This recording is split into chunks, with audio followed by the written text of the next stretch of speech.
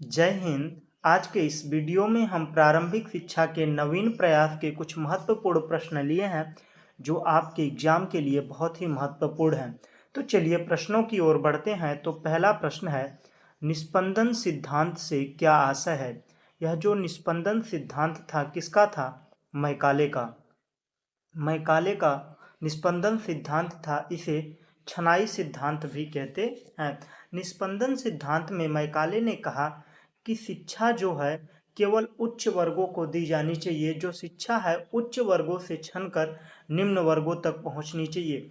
यह इसलिए कर रहा था क्योंकि जो योग्य होंगे, जो उच्च कोटि के होंगे, वो उच्च शिक्षा को प्राप्त करेंगे तो वह दिमागी रूप से कैसे होंगे? एक अंग्रेज होंगे, भले से शारीरिक रूप से भारतीय होंगे। वो चाहता था कि ऐसे भारतीय तैयार हों जो अंग्रेजों के लिए वफादार हों। निस्पंदन सिद्धांत के अनुसार शिक्षा में योग्य छात्र को उच्च स्तर तक पहुंचने दिया जाता था, जबकि कमजोर छात्रों को बाहर कर दिया जाता था, क्योंकि वो चाहते थे कि उच्च शिक्षा में वही लोग पहुंचे जो ब्रिटिश के लिए वफादार हों। यह मैकाले निस्पंदन सिद्धांत या वितरण सिद्धांत कब दिया था? 1835 में। 1835 में। बढ़ते हैं अगले प्रश्न की ओर। कोठारी आयोग की नियुक्ति का मुख्य उद्देश्य क्या था? जो कोठारी आयोग की सरकार ने नियुक्ति की, इसका उद्देश्य सरकार का क्या था? तो कोठारी आयोग 1964-66 में बनी और इसके अध्यक्ष थे डी.एस. कोठारी, दौलत सिंह कोठारी। दौलत सिंह कोठारी। कोठारी आयोग का मुख्य उद्देश्य एक राष्ट्रीय शिक्षा नीति तैयार करना। राष्ट्रीय शिक्षा नीति तैयार करने के लिए और क्या काम था? वैज्ञानिक और तकनीकी शिक्षा को बढ़ावा देने के लिए कोठारी आयोग की सरकार ने नियुक्ति की थी। बढ़ते हैं अगले प्रश्न की ओर। शिक्षा के सार्वभौमिकरण से क्या आशय है? तो शिक्षा का सार्वभौमिकरण है कि एक स्तर पर बिना किसी भेदभाव के सबको एक समान शिक्षा सेवा दी जाए, वो क्या है? सार्वभौमिकरण है। शिक्षा का सार्वभौमिकरण का अर्थ है सभी बच्चों को बिना किसी भेदभाव के निःशुल्क और अनिवार्य शिक्षा प्राप्त करने का अधिकार मिले। यह शिक्षा सार्वभौमिकरण है। बढ़ते हैं अगले प्रश्न की ओर। राष्ट्रीय बाल श्रम परियोजना क्या है? तो राष्ट्रीय बाल श्रम परियोजना भारत की सरकार की एक योजना है जो बाल मजदूरी को रोकने और प्रभावित बच्चों को कौशल प्रशिक्षण देकर उन्हें मुख्य धारा में लाने का काम करती है। जो बाल परियोजना है, बाल श्रम क्या है? 14 वर्ष से कम उम्र के बच्चों से जब काम लिया जाता है तो क्या कहलाता है? बाल श्रम कहलाता है। जो बालक विद्यालय में शिक्षा लेने योग्य हैं, वो क्या कर रहे हैं? काम कर रहे हैं। उन्हें पुनः शिक्षा में लाने के लिए सरकार ने राष्ट्रीय बाल श्रम परियोजना शुरू किया था। जनशाला कार्यक्रम क्या है? तो यह सरकार और गैर सरकारी संगठनों का एक संयुक्त कार्यक्रम है जिसका उद्देश्य है कि ग्रामीण व पिछड़े क्षेत्रों में प्राथमिक शिक्षा की गुणवत्ता को बढ़ाना, सामुदायिक भागीदारी को प्रोत्साहित करना। यह जनशाला कार्यक्रम है। बढ़ते हैं अगले प्रश्न की ओर। न्यूनतम अधिगम स्तर से क्या तात्पर्य है? इसका मतलब है कि प्रत्येक कक्षा के छात्रों को न्यूनतम ज्ञान और कौशल जैसे पढ़ना, लिखना, गणित अवश्य सीखना चाहिए। यह शिक्षा की गुणवत्ता को सुनिश्चित करता है। यह न्यूनतम अधिगम स्तर इसलिए लाया गया कि बालक जिस कक्षा में है उस कक्षा की कम से कम न्यूनतम जानकारी रखे। जब उसे, जैसे वो 3 में है, जब 4 में जाए तो कम से कम जो 4 में सिलेबस है उसको वह पढ़ सके, समझ सके। कम से कम उसे इतना आना चाहिए, इसलिए न्यूनतम अधिगम स्तर बनाया गया। बढ़ते हैं अगले प्रश्न की ओर। विद्यालयोन्मुखी कार्यक्रम से आप क्या समझते हैं? विद्यालयोन्मुखी कार्यक्रम का मतलब विद्यालय की ओर बच्चों को प्रेरित करना। जो आंगनवाड़ी केंद्र है वहां पर खेल के द्वारा बच्चों को सिखाया जाता है कि विद्यालय में कितना आनंद है, कितने आनंद से सीखा जाता है। उनका मानसिक, बौद्धिक, मतलब कुल मिलाकर सर्वांगीण विकास किया जाता है। वो कैसे? प्राकृतवादी के तरीके से। तो इसलिए जब वो विद्यालय में, आंगनवाड़ी में पढ़ते हैं तो उसके बाद वो कहाँ के लिए प्रेरित होते हैं? विद्यालय के लिए। और इसे विद्यालय के लिए प्रेरित होना ही क्या है? विद्यालयोन्मुखी कार्यक्रम है। यह कार्यक्रम स्कूल के बच्चों की जरूरतों के अनुसार सुधारने पर केंद्रित है, जैसे शिक्षक प्रशिक्षण, सुविधा बढ़ाना, बाल केंद्रित शिक्षण विधियों को अपनाना। यह विद्यालयोन्मुखी कार्यक्रम है। बढ़ते हैं अगले प्रश्न की ओर। पी मोस्ट कार्यक्रम का पूरा नाम क्या है? Program for mass orientation of school teacher. P most कार्यक्रम का पूरा नाम है। यह शिक्षकों को नवीन शिक्षण विधियों में प्रशिक्षित करने का कार्यक्रम था। ये जो पी मोस्ट कार्यक्रम था क्या करता था? जो शिक्षण विधियां हैं उनसे शिक्षकों को प्रशिक्षित करते थे। प्राथमिक शिक्षा के संदर्भ में अपव्यय अवरोधन का अर्थ स्पष्ट कीजिए। अपव्यय, अपव्यय का मतलब है बालक ने विद्यालय में एडमिशन लिया, आर्थिक स्थिति विद्यालय दूर होने की वजह से या विद्यालय में सुविधा न होने की वजह से वो विद्यालय आना क्या कर देता है? बंद कर देता है। वो क्या कहलाता है? अपव्यय। अवरोधन, जब बालक को विद्यालय में एक ही कक्षा में कई वर्षों तक रोक दिया जाता है तो क्या कहलाता है? अवरोधन। अपव्यय का अर्थ है बच्चा शिक्षा पूरी किए बिना ही स्कूल छोड़ देता है तो अपव्यय। अवरोधन का अर्थ है विद्यार्थी एक ही कक्षा में कई वर्षों तक रुक जाते हैं, वो क्या कहलाता है? अवरोधन। प्राच्य पाश्चात्य विवाद क्या है? जो प्राच्य पाश्चात्य विवाद कब शुरू हुआ? 1813 में चार्टर एक्ट के तहत, जब भारतीय शिक्षा के लिए 1,00,000 रुपए ब्रिटिश सरकार द्वारा आवंटित हुआ। तो यह 1,00,000 रुपए भारतीय शिक्षा पर खर्च हो या अंग्रेजी शिक्षा पर, इसी को लेकर विवाद चल रहा था। और विवाद यह था कि प्राच्य पाश्चात्य में, प्राच्य का मतलब है जो भारतीय स्कूलें हैं जहाँ पर हिंदी, अरबी, उर्दू मतलब भारतीय भाषाएं पढ़ाई जाती हैं, और पाश्चात्य का मतलब है अंग्रेजी भाषा में पढ़ाई जाती थी। तो ब्रिटिश काल में भारतीय शिक्षा पर विवाद था। प्राच्यवादी, प्रारंभिक भारतीय, पाश्चात्यवादी अंग्रेजी शिक्षा के बीच टकराव हुआ, अतः अंग्रेजी शिक्षा को प्राथमिकता मिली। जब मैकाले 1835 में आया तो इसने सीधे सीधे कह दिया कि प्राथमिक शिक्षा भले से मातृभाषा में होगी, लेकिन उच्च शिक्षा जो होगी वह पूरी तरीके से अंग्रेजी में होगी।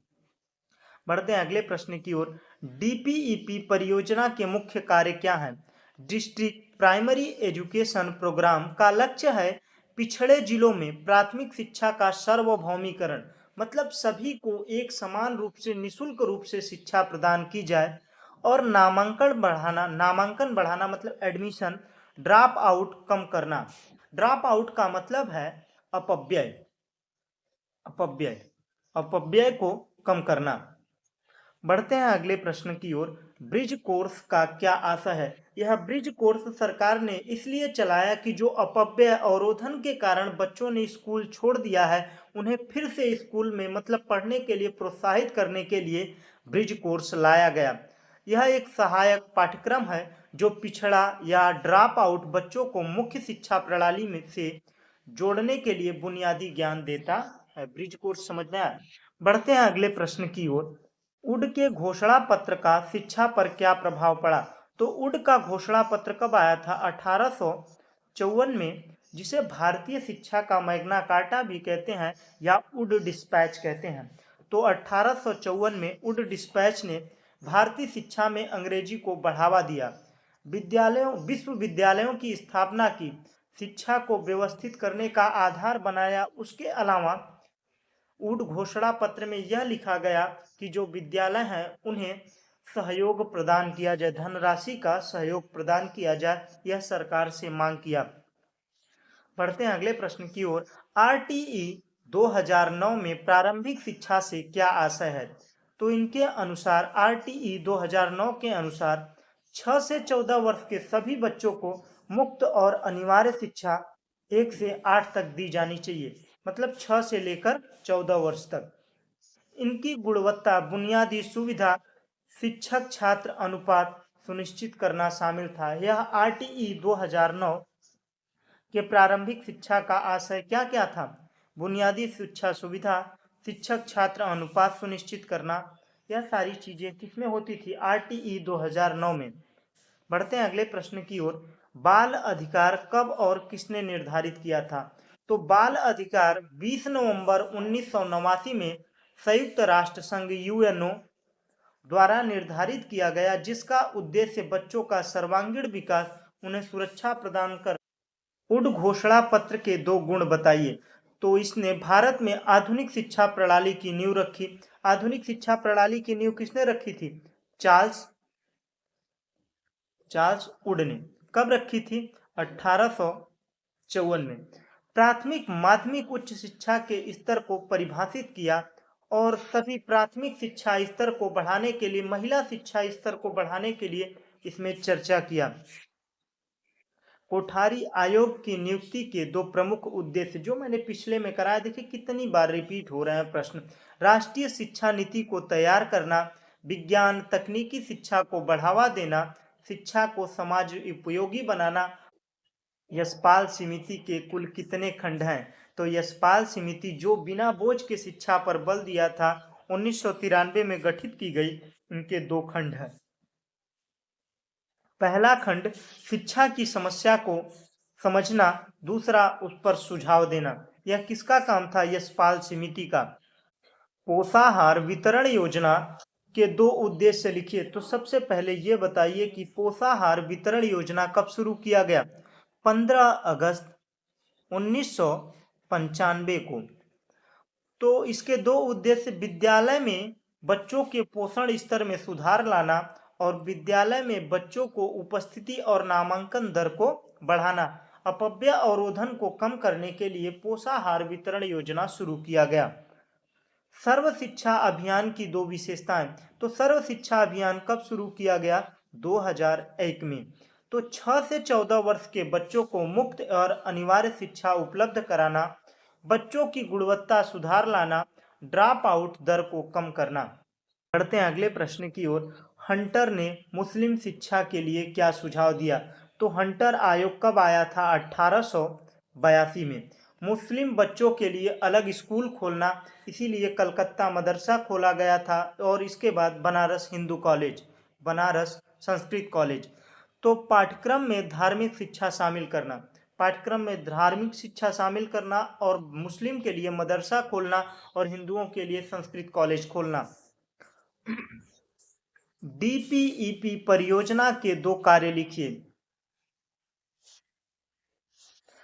डिस्ट्रिक्ट प्राइमरी एजुकेशन प्रोग्राम, प्राथमिक शिक्षा का सार्वभौमिकरण करना, ड्रॉप आउट दर को कम करना।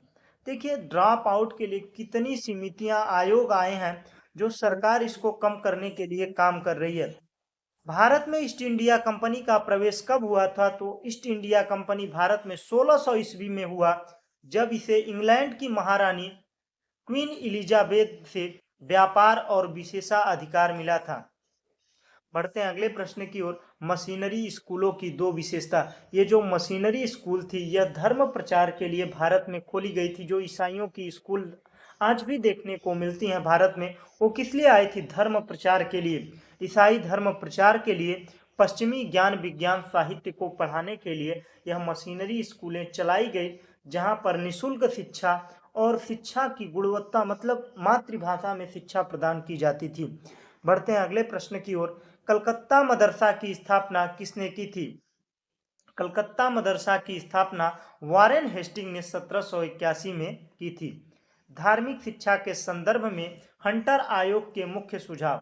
धार्मिक शिक्षा स्वैच्छिक होनी चाहिए, जिसकी जो इच्छा हो वो धर्म अपना सकता है, उस धार्मिक शिक्षा को ले सकता है।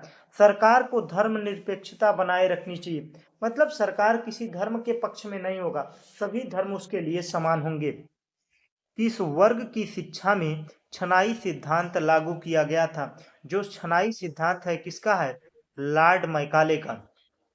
लॉर्ड मैकाले का। कब आया था?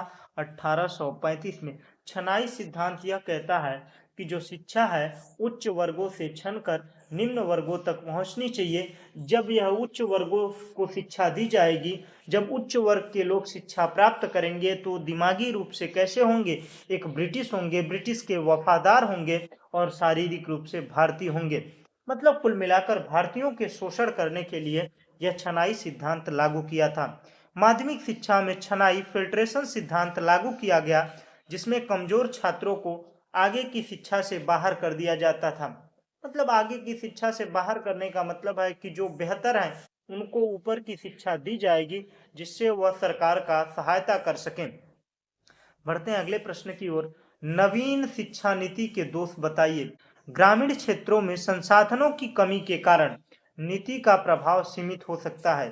शिक्षकों को नई प्रणाली के अनुरूप प्रशिक्षित करने में कठिनाई होगी। यह नवीन शिक्षा नीति के दो दोष हैं। बढ़ते हैं अगले प्रश्न की ओर। आचार्य राममूर्ति समिति की प्रमुख दो सिफारिशें। शिक्षा जो है रोजगार उन्मुख बनाया जाए, मतलब रोजगार के लिए शिक्षा बनाई जाए। समाज में समानता को बढ़ावा देने के लिए शिक्षा प्रणाली में सुधार किया जाए, मतलब लैंगिक समानता, मतलब सभी को एक समान शिक्षा दी जाए। बढ़ते हैं अगले प्रश्न की ओर। तो प्रश्न समाप्त हुए। अगर आपको ये वीडियो अच्छा लगा हो तो वीडियो को लाइक कीजिए, अपने दोस्तों के साथ शेयर कीजिए और हमारे चैनल पर नए हो तो भाई प्लीज यार चैनल को सब्सक्राइब कर दीजिए। Thanks for watching. जय हिंद।